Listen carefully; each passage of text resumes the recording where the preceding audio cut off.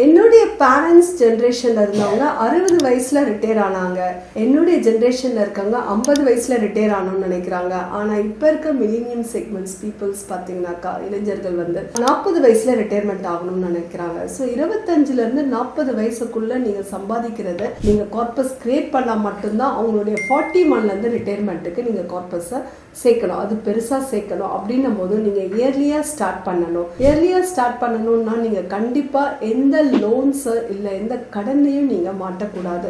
நீங்கள் இயர்லியாக ஸ்டார்ட் பண்ணுறது மட்டும் இல்லாமல் அதை நீங்கள் இயர்லி 10 to 15% ஸ்டெப் அப் பண்ணிக்கிட்டே இருந்தீங்கன்னா நீங்கள் ஆசைப்பட்ட அந்த இயர்லி ரிட்டையர்மெண்ட்டை ஈஸியாக அச்சீவ் பண்ணலாம். உங்களுடைய இன்வெஸ்ட்மெண்ட்ஸ் மினிமம் உங்களுடைய ரிட்டர்ன்ஸ் 12 இருந்து அட்லீஸ்ட் 14% ரிட்டர்ன்ஸ் கொடுக்கக்கூடிய இன்வெஸ்ட்மெண்ட் ப்ராடக்ட்ஸாக இருக்கணும். இன்ஃப்ளேஷனை பீட் பண்ண ஒரு ரிட்டர்ன்ஸாக இருக்கணும்.